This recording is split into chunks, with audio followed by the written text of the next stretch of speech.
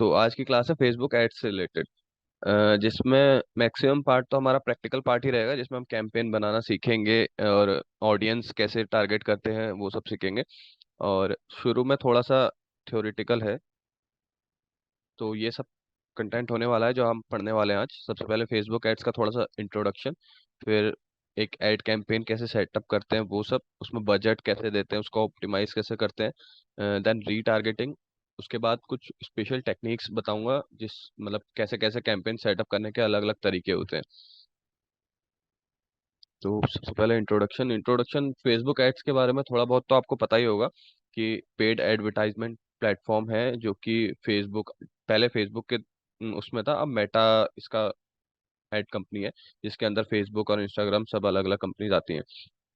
तो advertisement platform है, अलग अलग लोग अपनी नीड्स के हिसाब से एडवर्टाइज करते हैं। जैसे कोई ट्रैफिक गेन करने के लिए करता है, कोई लीड जनरेट करने के लिए करता है, और कोई डायरेक्ट मैसेजेस के लिए करता है।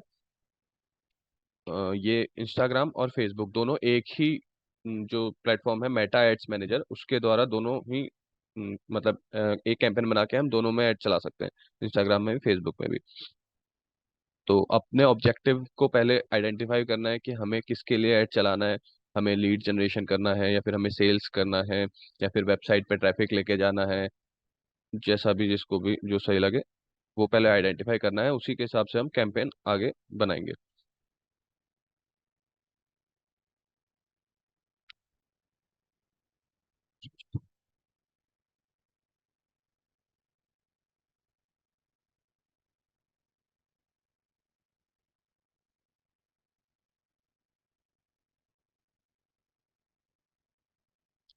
अब दिख रहा है एड मैनेजर का डैशबोर्ड दिख रहा है। Hello, yes. एड्स मैनेजर का पूरा डैशबोर्ड है, जहाँ से हम फेसबुक और इंस्टाग्राम दोनों एड्स की कैंपेन रन करते हैं। सबसे पहले मैं थोड़ा बता देता हूँ। जो एड कैंपेन होती है वो 3 लेवल पे होती है, एक कैंपेन लेवल, फिर एड सेट लेवल, फिर एड्स लेवल। कैंपेन लेवल पे हम अपना बजट देते हैं और अपना गोल डिसाइड करते हैं कि हमें किस लिए एड कैंपेन चलानी है। सेकंड लेवल है एड सेट लेवल, इस पे हम टारगेटिंग डिसाइड करते हैं कि किन किन बंदों को हमको दिखाना है, किस लोकेशन पे, किस इंटरेस्ट पे टारगेट करना है अपने एड्स को, वो एड सेट लेवल पे डिसाइड होता है। देन एड्स लेवल पे हम अपने ग्राफिक देते हैं, अपना कैप्शन वगैरह देते हैं, और अपना लिंक्स देते हैं कि कहाँ पर रिडायरेक्ट करना है। तो ये 3 लेवल हैं इसके। उसके बाद यहाँ पर आपको कैंपेन्स दिख रही हैं सारी। अगर नया डैशबोर्ड है तो उसमें कुछ भी नहीं दिखेगा यहाँ पर। और ये अलग अलग चीजें हैं, जैसे बिड स्ट्रेटजी है, बजट कितना है एक उस पे, और रिजल्ट कितने आए हैं, रीच कितनी है, इम्प्रेशन कितना है, कॉस्ट पर क्लिक कितना है, और कॉस्ट पर रिजल्ट कितना है। ये सब यहाँ पर सारी डिटेल्स आपको दिख जाएंगी। इसको आप एडिट भी कर सकते हो यहाँ पर जाके। और अगर आपको इससे अलग, जैसे आपका सेल्स का ऐड है, तो सेल्स वाला कॉलम आप ऐड कर सकते हो, उसमें आपको सेल्स बता देगा कि कितनी सेल आई है आपके ऐड कैंपेन से। और भी जिस हिसाब से आपका कैंपेन है उससे आप यहाँ पर से चीज़ें ऐड कर सकते हैं इस लिस्ट में। देन आप क्रिएट करते हैं कैंपेन। सबसे पहले यहाँ पर आपको ऑब्जेक्टिव चूज करना है। तो अवेयरनेस है, मतलब अवेयरनेस में सिर्फ ये लोगों को रीच करेगा, मतलब इंप्रेशन देगा, दिखाएगा ज़्यादा से ज़्यादा लोगों को। इसमें आप अगर आपको लीड जनरेशन चाहिए और आप अवेयरनेस लगा रहे हो तो वो बेकार है, क्योंकि वो ऐसे बंदों को दिखाता है जो सिर्फ देखेंगे, वो लीड जनरेशन नहीं करेंगे, मतलब लीड फॉर्म वॉर्म फिल करके नहीं जाएंगे। देन ट्रैफिक है, जिसमें आपको किसी दूसरे पेज पे रिडायरेक्ट करवाना है, वेबसाइट ट्रैफिक चाहिए या फिर ब्लॉग पे रिडायरेक्ट करवाना है, उसके लिए ये वाला ऑब्जेक्टिव। एंगेजमेंट आपको डायरेक्ट व्हाट्सएप पे या फिर इंस्टाग्राम पे या फिर मैसेंजर पे आपको डायरेक्ट मैसेज चाहिए किसी के भी रिगार्डिंग, सेल्स के रिगार्डिंग, या फिर किसी पोस्ट पे आपको एंगेजमेंट चाहिए, उसके लिए direct engagement campaign. Lead generation में आप एक फॉर्म डाल देते हो, या फिर मैसेंजर पे कोई कन्वर्जन डायरेक्ट वहाँ पर आपको मैसेज कर ले, वो सब इसमें आता है। और ये इंपॉर्टेंट है ऑब्जेक्टिव चूज करना, क्योंकि फिर ये उसी तरीके के बंदों को दिखाएगा। अगर आप लीड सेलेक्ट करोगे तो ये उन्हीं बंदों को दिखाएगा जो कि मतलब जिनका पहले पास्ट रह चुका है, जो लीड फॉर्म भरते हैं, फिलअप करते हैं। ऐप प्रमोशन में जो नया नया ऐप है उसके प्रमोशन के लिए, सेल्स तो ई कॉमर्स के लिए, अभी नॉर्मल हम ट्रैफिक चला लेते हैं।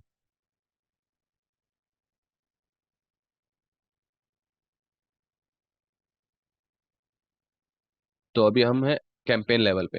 यहाँ पर हमें कैंपेन का नाम देना है, कुछ भी दे सकते हैं। कैटेगरीज में कोई सेलेक्ट नहीं करना यहाँ पर। ये है, अगर आप एम्प्लॉयमेंट मतलब कोई जॉब ऑफर के लिए चला रहे हो, या फिर कोई प्रॉपर्टी बेचने के लिए, या फिर सोशल इशूज के लिए, तो आप इनमें से कोई सा भी एक टिक कर लेंगे। पर नॉर्मल चला रहे हो तो इसको ऐसे ही रहन देना है, कुछ नहीं करना है। यहाँ पर भी कुछ नहीं छेड़ना है, बजट टाइप में, कैंपेन ऑब्जेक्टिव में।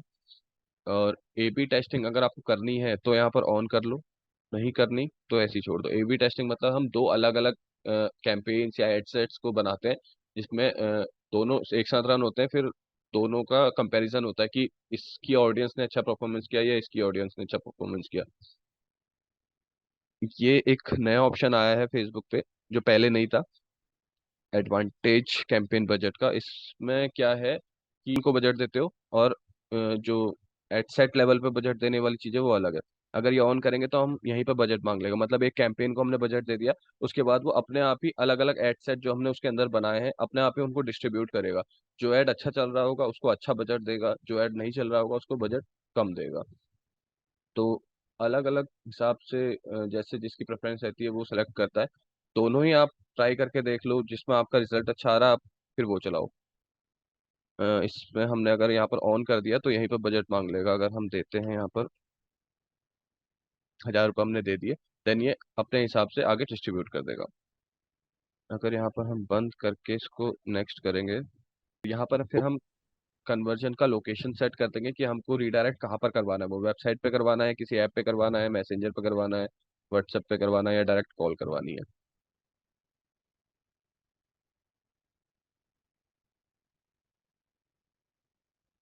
यहाँ पर भी कुछ नहीं छेड़ना है। उसके बाद अब जैसे हमने वहां पर कैंपेन बजट ऑप्टिमाइजेशन ऑफ कर दिया था, तो ये एड सेट लेवल पे बजट ऑप्टिमाइजेशन करता है। ये दो अलग अलग है, एक सीबीओ है एक एबीओ है, कैंपेन बजट ऑप्टिमाइजेशन और ad set level budget optimisation. तो अभी हम एबीओ में चला रहे हैं, इसलिए यहाँ पर हमसे बजट मांग रहा है। हम यहाँ पर कुछ मान लो दे दिया।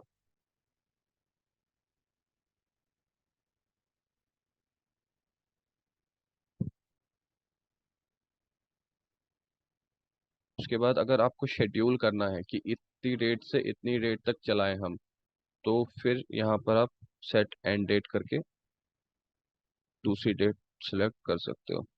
अगर नहीं तो इसको ऑफ ही रहने दो, ये ऐसे ही चलेगा। अब यहाँ पर मेन बात आती है ऑडियंस की। अ, एक चीज है, गूगल एड्स और फेसबुक एड्स दोनों ही सिर्फ इसीलिए डिफरेंट हैं क्योंकि जो फेसबुक है वो इंटरेस्ट बेस पे चलता है। मतलब लोगों का इंटरेस्ट, उसको पता है कि इन लोगों को किस किस चीज में इंटरेस्ट है, क्या क्या चीजों के साथ ये एंगेज हो रहे हैं, तो वो उन लोगों को वो ऐड दिखाता है। और जो गूगल ऐड है वो कीवर्ड बेस्ड है, कि लोग किस कीवर्ड पे सर्च कर रहे हैं, वो कीवर्ड बेस्ड दिखाता है ऐड, और ये इंटरेस्ट बेस्ड दिखाता है। तो यहाँ पर इंटरेस्ट हम सब चीज डालेंगे, डेमोग्राफिक डालेंगे, जेंडर डालेंगे, एज, लोकेशन। सबसे पहले यहाँ पर कस्टम ऑडियंस का एक कॉलम आ रहा है, ये थोड़ा बाद बताऊंगा क्योंकि ये ऑडियंस क्रिएट करनी पड़ती है। यहाँ पर हमने जो क्रिएट ऑडियंस कर रखी होगी पहले से ही, वो सेलेक्ट करने का ऑप्शन है ये। लोकेशन आपको कौन कौन सी सिलेक्ट करनी है, मान लो आपको इंडिया के अंदर ही कोई करनी है, दिल्ली करनी है।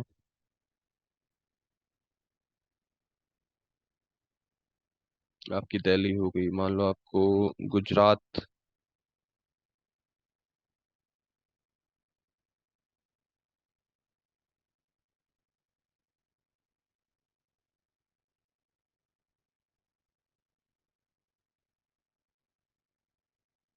यहाँ से आप इसका एरिया छोटा बड़ा भी कर सकते हो, कि गुजरात के अंदर कितने किलोमीटर का एरिया आपको कवर करना है।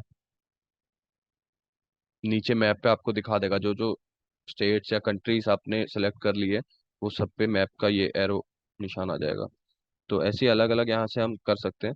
और ये भी है, मान लो आपको दिल्ली के अंदर चलाना है, और आपको वेस्ट दिल्ली को, मतलब दिल्ली के अंदर तो चलाना है लेकिन वेस्ट दिल्ली में नहीं चलाना, तो आप यहाँ पर से जाके एक्सक्लूड कर सकते हो उस लोकेशन को जहाँ पर आपको नहीं चलाना। मान लो हमें द्वारका साइड में नहीं चलाना।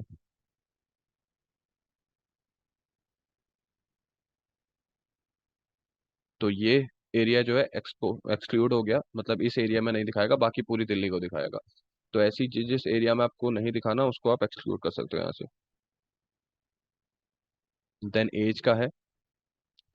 एज वाला ऑप्शन सिर्फ मतलब प्रोडक्ट और सर्विस पे डिपेंड करता है कि आपका जो प्रोडक्ट है वो मतलब यंग लोगों के लिए है तो आप यंग लोगों को टारगेट करो, अगर वो थोड़ा ओल्ड लोगों के लिए है तो उनको टारगेट कर सकते हो। यहाँ 18 से नीचे जाने का तो कोई सेंस है नहीं, क्योंकि वो लोग डिसीजन मेकिंग नहीं होते। उससे ऊपर ही आप रख सकते हो, मान लो 20 से हमने 50 तक इसको ले लिया। यहाँ पर हमारी एज हो गई। फिर हाँ जेंडर। ये सारी चीजें आपके प्रोडक्ट और सर्विस पे ही डिपेंड करती है मेनली, कि आप किसको टारगेट करना चाहते हो, आपका ड्रीम कस्टमर है कौन। देन यहाँ पर आपका डेमोग्राफिक्स, इंटरेस्ट और बिहेवियर, ये तीनों चीजें टारगेट करना है। मान लीजिए आपकी डिजिटल मार्केटिंग की ही कोई सर्विस है, उसको आपको प्रमोट करना है, तो उसके लिए आप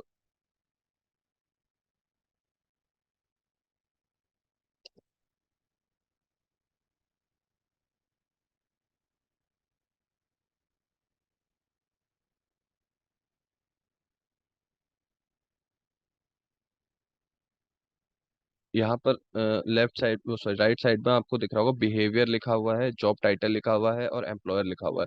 तो एम्प्लॉयर मतलब जो डिजिटल मार्केटिंग स्ट्रेटजी में काम कर रहा है, और जॉब टाइटल भी सेम ही वही हो गया।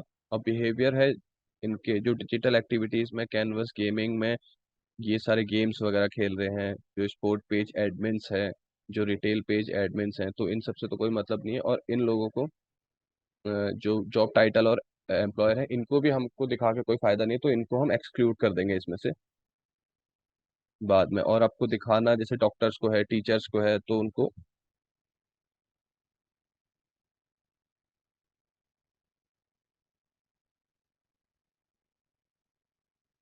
किसी के टीचर्स को हमने सेलेक्ट कर लिया, डॉक्टर्स को हम कर लेंगे।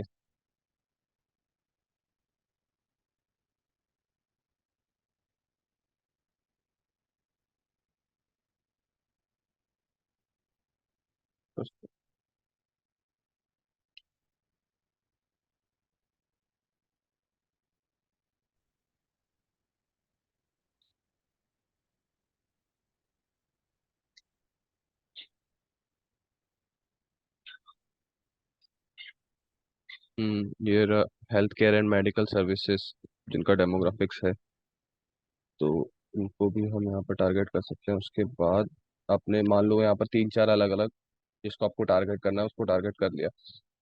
उसके बाद नीचे दो ऑप्शन आ रहे हैं, एक्सक्लूड का और नैरो ऑडियंस का। ये मेनली लोग भूल जाते हैं इनको करना, मतलब कोई इनको वैल्यू नहीं देता कि ये भी करना जरूरी है, लेकिन हाँ बहुत जरूरी होता है कि आपने टारगेट कर दिया इन सबको। आपको नेशनल टीचर, मतलब जो टीचर्स है उसमें भी टीचर्स तो हर तरीके के होंगे, जैसे वो कोई ऐसा भी टीचर होगा जो डिजिटल मार्केटिंग ही पढ़ा रहा होगा, तो ऐसे लोगों को हम ऐड दिखा के कोई फायदा नहीं है, तो इन लोगों को एक्सक्लूड कर देना है। जैसे मेडिकल में भी कुछ ऐसे होंगे जो डिजिटल मार्केटिंग जिनको आती होगी, उन लोगों को दिखा के कोई फायदा नहीं है, उनको एक्सक्लूड कर दो। तो ये यहाँ पर ऑप्शन आता है एक्सक्लूड करने का।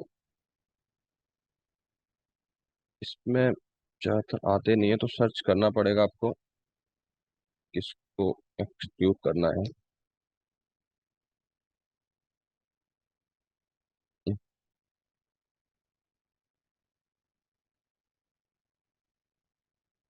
मेनली काम तो समझ में आ गया होगा एक्सक्लूड का क्या है।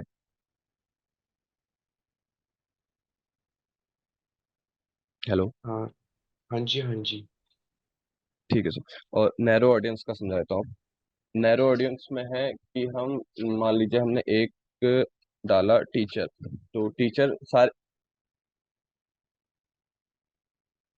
सारी कैटेगरीज में आ गया वो। एसईओ एग्जीक्यूटिव जैसी। हाँ हो सकता है, लेकिन इसमें एसईओ एग्जीक्यूटिव भी नहीं आएगा मे बी। तो डिपेंड करता है सर्विस पे। यहाँ पर आपको मान लो डिजिटल मार्केटिंग की फील्ड के बंदों को दिखाना है, लेकिन सिर्फ उनको दिखाना है जो कि उस फील्ड में काम कर रहे हो, ना कि उनको जो इस फील्ड में इंटरेस्ट हो, जो सीखने के लिए इंटरेस्टेड हो, उनको नहीं दिखाना है। तो नॉर्मली आप यहाँ पर पहले वास्ट में डिजिटल मार्केटिंग चूज करके उसके अंदर डिजिटल मार्केटिंग स्ट्रेटेजी, जिसका जॉब टाइटल वो है जो उसमें काम कर रहा है, तो ये फिर फालतू लोगों को नहीं दिखाएगा कि जो सीखना चाह रहे हैं या फिर जो नॉर्मली उस पढ़ने के लिए उसको सर्च कर रहे हैं या फिर उसमें उसकी रील्स को लाइक कर दिया किसी ने, उन लोगों को नहीं दिखाएगा। जो उस प्रोफाइल में है उन्हीं सबको दिखाएगा ये। इसके अंदर भी आप आपकी अगर ऑडियंस नैरो हो सकती है तो एक बार और आप इसको नैरो कर सकते हो यहाँ से।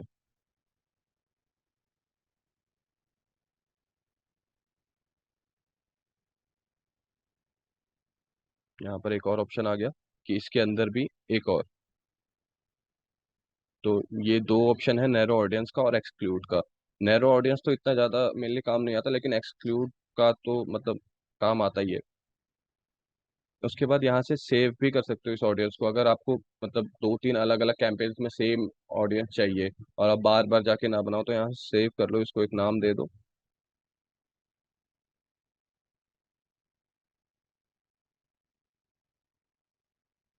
तो नेक्स्ट टाइम से ये ऑटोमेटिकली ऑप्शन दे देगा आपको कि सेव्ड ऑडियंस में से लेना है या फिर नई ऑडियंस खुद से क्रिएट करनी है। देन उसके बाद प्लेसमेंट है, दो यहाँ पर ऑप्शन है, एक तो एडवांटेज प्लस प्लेसमेंट और एक मैनुअल प्लेसमेंट। जो एडवांटेज प्लस प्लेसमेंट वाला ऑप्शन है, इसमें इसका एल्गोरिदम जो है खुद से डिफाइन करता है कि कहाँ पर ऐड दिखाना चाहिए। खुद से ऑप्टिमाइज करेगा ऐड को और अलग अलग जगह पे दिखाएगा। उसके बाद जहां से उसको अच्छे क्लिक्स अच्छे रिजल्ट्स मिल रहे होंगे वो सिर्फ उन्हीं जगहों पे दिखाएगा। दूसरा है मैनुअल प्लेसमेंट, इसमें आपको एल्गोरिदम को बताना है कि आपको कहाँ कहाँ किस किस जगह पे दिखाना है। चार ऑप्शन है, फेसबुक, इंस्टाग्राम, मैसेंजर और ऑडियंस नेटवर्क। इसमें से आप तो यहाँ पर से अगर आपको सिर्फ स्टोरीज में दिखाना है तो बाकी सारे ऑप्शन अनसेलेक्ट कर दो।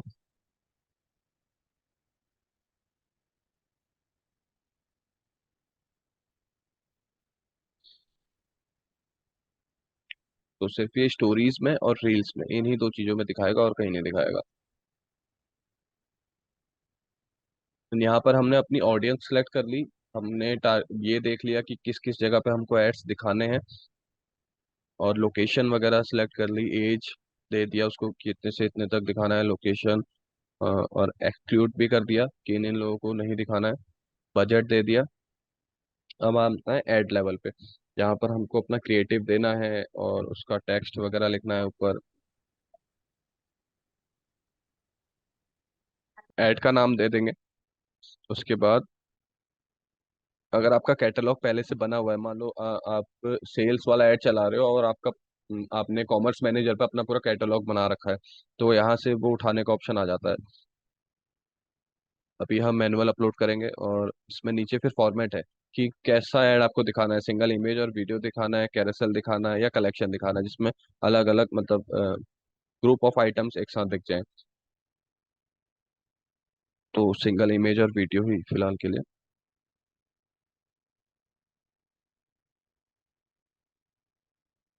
यहाँ पर अपलोड का ऑप्शन आ जाता है, जिसमें से हम जाके अपलोड कर सकते हैं कुछ भी, कोई सी भी इमेज का हमने क्रिएटिव वगैरह बनाया हो। अ, अभी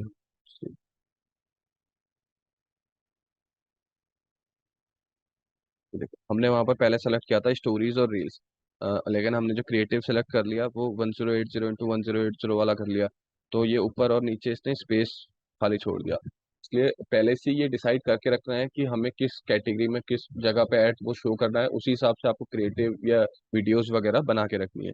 और अगर आपको दो तीन जगह अलग अलग, जैसे फेसबुक के फीड में भी शो करना है और स्टोरीज में भी शो करना है, तो ये मैंडेटरी है कि दोनों के लिए अलग क्रिएटिव हो, अलग साइजेस में हो, तो ही वो अच्छे से ऑप्टिमाइज हो पाएगा, वरना वो इतने अच्छे से ऑप्टिमाइज रिजल्ट नहीं देगा।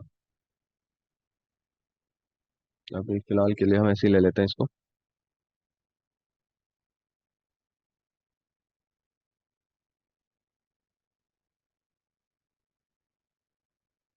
यहाँ राइट साइड में आपको प्रीव्यू दिखा देगा कि स्टोरीज और रील्स में ये किस कैसे कैसे ऐड ये दिखेगा। उसके बाद यहाँ पर प्राइमरी टेक्स्ट आप बताओगे अपने प्रोडक्ट के बारे में, अपनी सर्विसेज के बारे में। ज़्यादा बड़ा नहीं देना है, चार पांच लाइनें इनफ है। उसके बाद हेडिंग, यहाँ पर आप हेडलाइन दे सकते हो जो कि यहाँ पर नीचे यहाँ पर शो होगी, और कॉल टू एक्शन में लर्न मोर, और उसके नीचे यहाँ पर लिंक देने का ऑप्शन आ जाएगा। यहाँ पर उस वेबसाइट का या फिर उस ब्लॉग का यूआरएल पेस्ट कर देंगे जहाँ पर हमें उसको रिडायरेक्ट करवाना है। एक चीज और है यहाँ पर, ऐड टेक्स्ट ऑप्शन का। अब जैसे हमें हमारे पास वो ए बी टेस्टिंग हमने की थी ना पहले ऐड लेवल पे, कि दो अलग अलग ऐड सेट बना लिए, फिर उसमें ए बी टेस्टिंग कर ली। यहाँ पर इसके अंदर भी ए बी टेस्टिंग का ऑप्शन आता है। आपको प्राइमरी टेक्स्ट है, आप दो तीन अलग अलग लिख के दे दीजिए। उसके बाद जो एल्गोरिदम है वो सबको डिफरेंट डिफरेंट दिखाएगा और ऑप्टिमाइज करेगा कि कौन से ऐड, क्यों मतलब कौन से प्राइमरी टेक्स्ट पे ज़्यादा क्लिक्स या ज़्यादा व्यूज या ज़्यादा रिजल्ट्स वो दे रहा है। तो फिर वो उसी प्राइमरी टेक्स्ट को ज़्यादा लोगों को दिखाएगा। तो जितने ज्यादा उसको ऑप्शन मिलेंगे एल्गोरिदम को, उतना ज्यादा वो ऑप्टिमाइज अच्छे से हो पाएगा।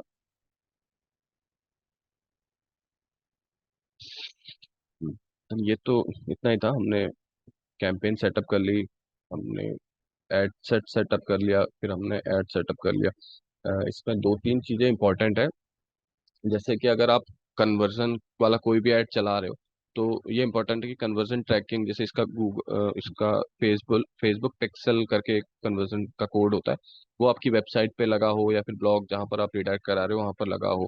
मतलब कन्वर्जन ये अगर ट्रैक करेगा तो ही ये ऑप्टिमाइज हो पाएगा। अगर ये इसको पता ही नहीं चलेगा कि यहाँ से रिडायरेक्ट होके वो किसी वेबसाइट पे गया और वहाँ पर उसने ऐड टू कार्ट किया या फिर खरीद ही लिया, परचेज कर लिया, अगर इसको ये पता नहीं लगेगा तो ये उस हिसाब से ऑप्टिमाइज नहीं हो पाएगा। तो ये बहुत जरूरी है कि वो कोड वगैरह आपके एकदम परफेक्टली लगे हों और सारा डाटा वहां से फेसबुक को मिलता रहे। और अगर आप वीडियो वाला ऐड चला रहे हो तो उसका थंबनेल बनाना भी इम्पोर्टेंट है। लोग इस चीज़ को मिस कर देते हैं कि वीडियो ऐड बना दिया और थंबनेल पे इतना ध्यान नहीं दिया। तो वो भी बहुत जरूरी है, क्योंकि कई बार ये होता है फीड में जब वीडियो आती है तो वो ऑटोमेटिकली प्ले नहीं होती। रील्स वगैरह में, स्टोरी में तो हो जाती है, वो ऑटोमेटिकली प्ले हो जाती है, लेकिन फीड में ऑप्शन मिलता है इसको प्ले करने का। तो वो तभी प्ले होगी जब आपका थंबनेल वहां पर उसको अट्रैक्टिव लगेगा, अच्छा दिखेगा, तभी वो प्ले करेगा, वरना वो नहीं करेगा। तो थंबनेल भी एक काफी इंपॉर्टेंट पार्ट है। और एडसेट लेवल पे आपको यहाँ पर भी टेस्टिंग करनी पड़ेगी कि किस जगह पे हमारा ऐड ज़्यादा अच्छा दिख रहा है। आप अलग अलग एड सेट बना सकते हो, उसमें अलग अलग जगह पे दिखा सकते हो। जैसे एक जगह पे सिर्फ इंस्टाग्राम फीड या फिर फेसबुक फीड, इंस्टाग्राम फीड, इन जगहों पे दिखा दिया। दूसरे एड सेट में सिर्फ स्टोरीज में दिखा दिया। देन तीसरे एड सेट में मैसेंजर पे दिखा दिया। इस तरीके से अलग अलग एड सेट, फिर उसके बाद देख लो कि कौन सा एड सेट अच्छा परफॉर्म कर रहा है, उसको रहन दो, बाकी सबको बंद कर दो। आपको अलग अलग एड सेट बार बार बनाने की जरूरत भी नहीं है। जैसे एक बार हमने कैंपेन बनाई, उसके अंदर हमने एड सेट बनाया। अब यहीं पर क्लिक करेंगे, इसको डुप्लीकेट कर दो। ओरिजिनल कैंपेन में मान लो आपको टोटल चार अलग अलग एड सेट बनाने हैं, जिसमें अलग अलग आपको लोकेशन वाइज अलग अलग बनाने हैं। तो यहाँ पर तीन और बना लो और इसको डुप्लीकेट कर दो। तो अब यहाँ पर टोटल चार एड सेट हो गए। हम चारों में जाके अलग अलग लोकेशन दे सकते हैं।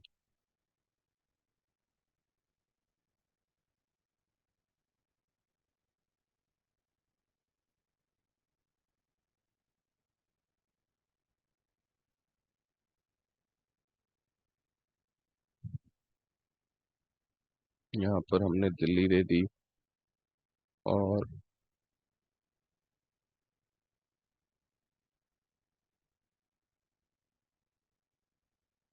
इसमें हमने कोलकाता दे दी। तो ऐसे सब में अलग अलग लोकेशन आप टारगेट कर सकते हो। अलग अलग जगह, जैसे किस किस जगह पे आपको दिखाना है फेसबुक पे या इंस्टाग्राम पे, वो सब आप यहाँ पर अलग अलग डिसाइड कर सकते हो। आपने तीन चार अलग अलग क्रिएटिव बना रखे हैं और आपको वो चारों ही अच्छे लग रहे हैं, तो आप चारों यहाँ पर अलग अलग जगह पे डाल दो और इसको ऑप्टिमाइज करके देखने दो कि कौन सा क्रिएटिव अच्छा परफॉर्म कर रहा है। तो ये सब जरूरी है। ये नहीं कि आप एक चीज को लेके चल रहे हो, एक क्रिएटिव आपने बना लिया, एक हेडलाइन आपने लिख ली, तो आप उसी पे चलाए जा रहे हो 4 5 दिन अलग अलग बार बार। अगर एक ऐड परफॉर्म नहीं हो रहा तो टारगेटिंग चेंज कर रहे हो, लेकिन क्रिएटिव सेम है। तो अलग अलग चीजें ट्राई करनी है। जौन सा अच्छा परफॉर्म करेगा उसको रहने देना है, बाकी चीजों को बंद कर देना है। आप यहाँ पर इंटरेस्ट भी डिफरेंट डिफरेंट डाल सकते हो। उसके बाद आपका ये कैंपेन सेटअप हो गया। अब आती है बात बजट कैसे देना है और ऑप्टिमाइज कैसे करना है उसको। अ, मान लो आपने स्टार्टिंग में अपने कैंपेन को बजट दे दिया 2,000 रुपये का।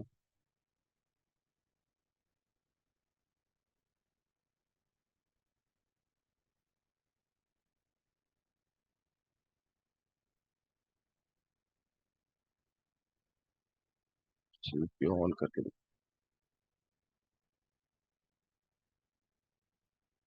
मान लो यहाँ पर 1,000 रुपए का बजट दे दिया, और ये ऐड ठीक परफॉर्म कर रहा है, आपको अच्छा ट्रैफिक आपकी वेबसाइट पे कन्वर्ट करके दे रहा है। और अब आप चाह रहे हो कि मैं 1,000 रुपए के बजट में तो ये ठीक दे रहा है, अब मैं इसका बजट डबल कर दूं या 3 गुना कर दूं तो ये और अच्छा मेरे को बजट मतलब और ज़्यादा मेरे को ट्रैफिक ला के मेरी वेबसाइट पे देगा।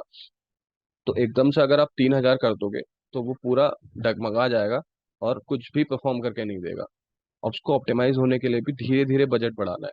मान लो अभी 1,000 है तो 1,500 कर दो, देन 2 दिन चलने दो, उसको ऑप्टिमाइज होने दो उस बजट पे, देन उसके बाद फिर 2,000 कर दो, 2-3 दिन बाद फिर चलने दो, फिर थोड़ी दिनों बाद फिर बढ़ाओ, मतलब धीरे धीरे करके बढ़ाना है। एकदम से सीधा डायरेक्ट 3,000 4,000 उसको बजट कर दोगे तो वो ऑप्टिमाइज फिर हो नहीं पाएगा। और एक चीज और, अगर आपको बजट बढ़ाना है तो ये कोशिश करो कि वो रात के टाइम पे बढ़े, जैसे 12 बजे के टाइम पे, 11 बजे के टाइम पे, ताकि अगला उसको पूरा दिन मिले ऑप्टिमाइज होने के लिए। अगर आप बजट बढ़ा रहे हो अभी शाम को, मान लो शाम को 7 बजे आपने इसका बजट कर दिया 1,500 रुपये, तो 1,500 बजट उसको 7 बजे मिल गया, तो ऑप्टिमाइज होने के लिए उसको कितना टाइम मिला, 7 बजे से लेके 12 बजे तक। वो 7 बजे से लेके 12 बजे तक 1,500 स्पेंड करने हैं उसको, वो खत्म कर देगा और ऑप्टिमाइज इतने अच्छे से हो नहीं पाएगा। अगर आप उसको 12 बजे दोगे तो 12 बजे के बाद उसको अगले 12 बजे तक मतलब पूरा दिन मिलेगा ऑप्टिमाइज होने के लिए, और वो पूरा दिन उस 1,500 को लेके खर्च करेगा सही सही जगह। तो ऑप्टिमाइज होने के लिए अच्छा उसको टाइम मिलेगा और सही से ऑप्टिमाइज होगा, रिजल्ट अच्छे लाएगा। तो इसलिए ये मेक श्योर करना है कि टाइमिंग आपकी जो बजट देने की हो वो सही हो।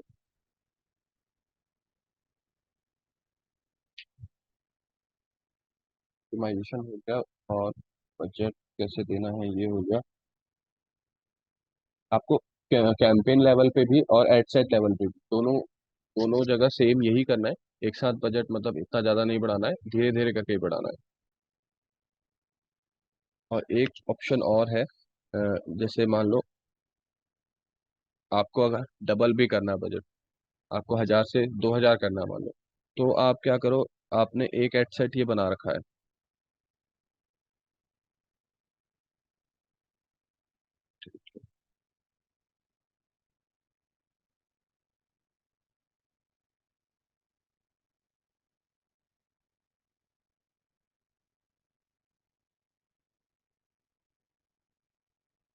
ठीक है, मान लो आपने दो एड सेट ये बना रखे हैं, और आपने इसको दे रखा है बजट 1,000 रुपए का। दोनों को 500-500 डिवाइड वो अपने ऑटोमेटिकली कर लेगा। अब आपको इसको करना है 2,000 सीधा। तो अगर 2,000 कर दोगे, अब इसका ये तो ऑप्टिमाइज हो रखा था 1,000 के लिए या फिर 500 के लिए, तो नॉर्मली क्या करना है, इन दोनों में से जो एडसेट अच्छा चल रहा है उसका डुप्लीकेट कर लेना है एक बार, सेम सेटिंग्स के साथ। कोई सेटिंग वगैरह छेड़नी नहीं है, जो जो इसमें टारगेटिंग है वही इसमें भी होनी चाहिए। देन उसको फिर आप बजट बढ़ा के दे दो 2,000।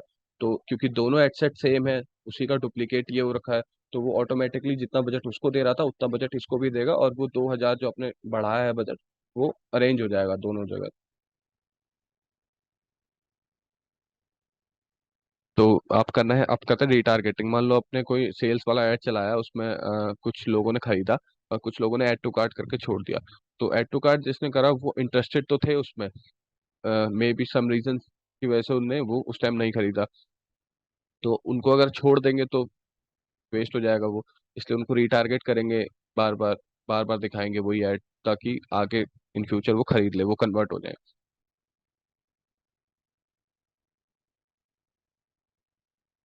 तो रिटारगेटिंग के लिए यहाँ पर से ऑडियंस में आप जाएंगे, लेफ्ट साइड में आपको दिख जाएगा ऑडियंस का ऑप्शन।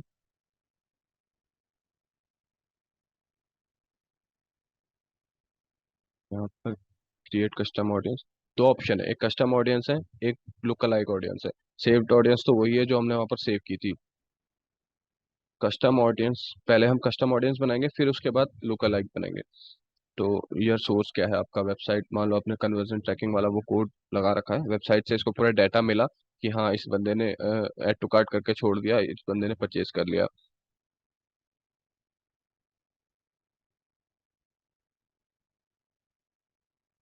अभी मेरे पास कोई कन्वर्जन ट्रैकिंग इस वाली आईडी पे लगा नहीं है, तो ये दिखाएगा नहीं। देखो रेड हो रखा है, अगर ये कन्वर्जन ट्रैकिंग लगा होता तो ये ग्रीन शो कर देता है यहाँ पर। उसके बाद आपको इवेंट सेलेक्ट कर लेना है कि क्या जिनने टाइम स्पेंड किया है, जो एक स्पेसिफिक उस पे गए हुए हैं, पेज पे उनने विजिट किया है। अगर ऑल वेबसाइट विजिटर पे देना है, ऑल वेबसाइट विजिटर पे। अगर ये सेल्स वाला यहाँ पर होता तो ये ऑप्शन ये भी देता कि जिसने ऐड टू कार्ट करके छोड़ दिया, या फिर किसी ने फेवरेट्स वाली लिस्ट में उसको डाल के छोड़ दिया, वो सारे ऑप्शन भी यहाँ पर ये देता है। उसके बाद उसका नाम दे दो, और देन आप ये नाम और डिस्क्रिप्शन तो अपने उसके अपने समझने के लिए देना है। और यहाँ पर से क्रिएट ऑडियंस पे क्लिक कर दोगे तो वो ये वाली ऑडियंस पूरी बना देगा। अब एक चीज और है। जैसे यहाँ पर मान लो हमने सेल्स वाले में यहाँ पर ऐड टू कार्ट वाला ऑप्शन ले लिया कि जिसने ऐड टू कार्ट करके छोड़ दिया उसको सबको दिखा दो। लेकिन कुछ ऐसे भी होते हैं जिसने ऐड टू कार्ट किया था, लेकिन कुछ टाइम में, मतलब एक दो दिन में वो परचेज कर लिया। तो ये फिर उनको भी काउंट कर लेगा ऐड टू कार्ट वाले में। इसलिए एक्सक्लूड वाले में आपको यहाँ पर दे देना है कि जिन्होंने परचेज कर लिया है। यहाँ पर कन्वर्जन ट्रैकिंग लगने के बाद पूरे ऑप्शन खुल जाएंगे, मेरे में खुल नहीं रहे। परचेज वाले को यहाँ पर एक्सक्लूड कर देना है। फिर ये उनको नहीं दिखाएगा जिनने परचेज कर लिया, सिर्फ उन्हीं को दिखाएगा जिसने अभी तक ऐड टू कार्ट करके छोड़ दिया है। फिर क्रिएट ऑडियंस करके एक ये ऑडियंस बन जाएगी। देन उसके बाद बनाएंगे लुक अलाइक ऑडियंस यहाँ से। उसी में जैसे आप क्रिएट ऑडियंस पे क्लिक करोगे तो लुक अलाइक ऑडियंस बनाने का भी ऑप्शन दे देगा। अगर नहीं देगा तो यहाँ से लुक अलाइक पे आ जाएंगे। फिर यहाँ पर से वो ऑडियंस सेलेक्ट कर लेंगे कि कौन सी ऑडियंस का लुक अलाइक बनाना है। लुक अलाइक मतलब उनके जैसे और लोग। मान लो आपकी लिस्ट में 100 लोग हैं जिन्होंने ऐड टू कार्ट करके छोड़ दिया है। तो यहाँ पर परसेंटेज का ऑप्शन आता है कि कितने परसेंट सिमिलर लोग चाहिए आपको। 0 से 1 ही सही है।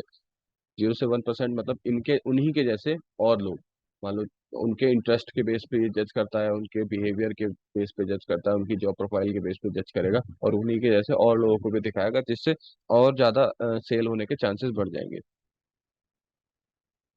हम्म, तो ये हो गया रीटारगेटिंग वाला।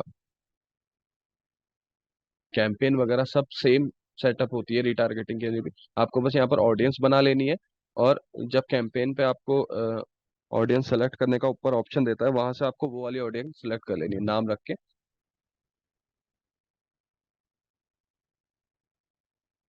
यहाँ पर जो ये कॉलम्स बने हुए हैं, रीच का, इम्प्रेशन का, कॉस्ट पर रिजल्ट का, ये तो आपके ऑब्जेक्टिव पे डिपेंड करता है कि कौन सा ऑब्जेक्टिव आपको रखा है, आपने रखा है, और उसके अकॉर्डिंग आप यहाँ पर ये डाल दोगे कि आपको क्या क्या चीजें उसमें देखनी है।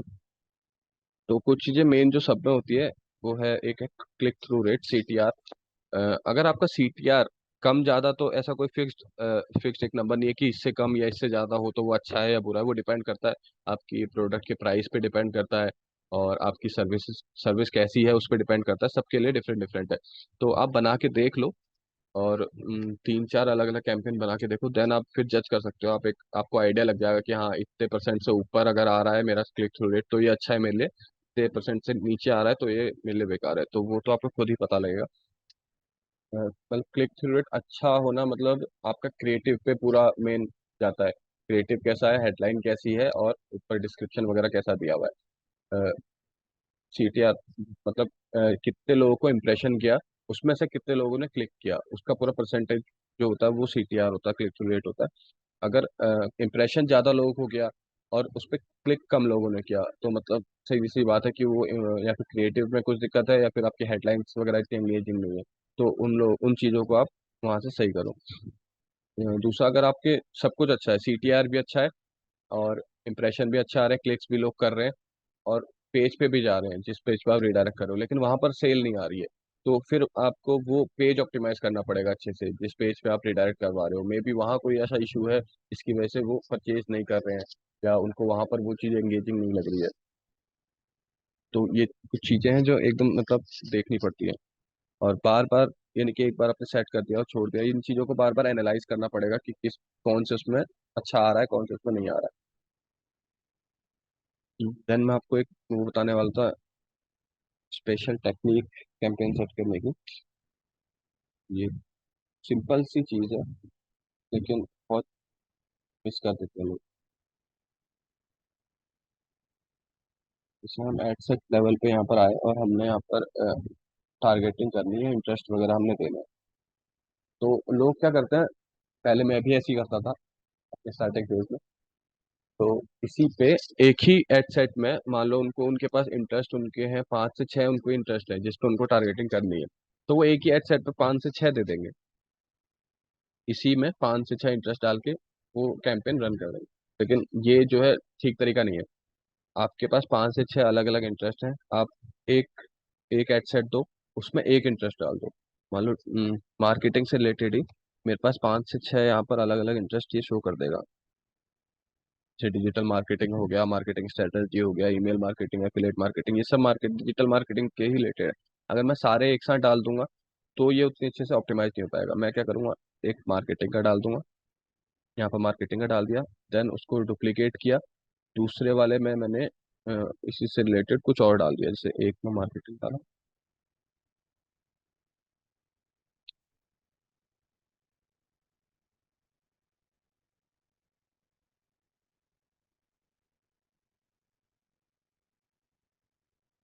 यहाँ पर मैंने डिजिटल मार्केटिंग, इससे बेनिफिट क्या है कि सारे एडसेट्स को अलग अलग इंटरेस्ट मिले, तो उसकी परफॉर्मेंस पे आप जज कर सकते हो इस इंटरेस्ट को, कि अगर एडसेट ने अच्छा परफॉर्म किया, उसका मतलब वो ज्यादा इंप्रेशन उसने अच्छे दिए, क्लिक्स अच्छे दिए, तो उसके बेस पे ये इंटरेस्ट को जज हो जाएगा। अगर मान लो अपने 3 अलग अलग कैंपेन, वो 3 अलग अलग एडसेट बनाए, उन तीनों में अलग अलग इंटरेस्ट दिए, दो अच्छे परफॉर्म करे, तीसरा नहीं किया, तो कहीं ना कहीं चीजें सेम थी, बाकी चीजें सेम थी, आपकी क्रिएटिव वगैरह सेम था और हेडलाइंस वगैरह सब सेम थी, बस एक डिफरेंस था उसमें इंटरेस्ट का, तीसरे वाले ने अच्छा परफॉर्म नहीं किया, तो जाहिर सी बात है वो इंटरेस्ट आपके लिए नहीं है, वो इंटरेस्ट की वजह से ही वहां पर परफॉर्मेंस अच्छी नहीं करी उसने, तो उसको हटा दो, फिर नया डुप्लीकेट करके कोई उसी कैटेगरी का नया इंटरेस्ट दे दो।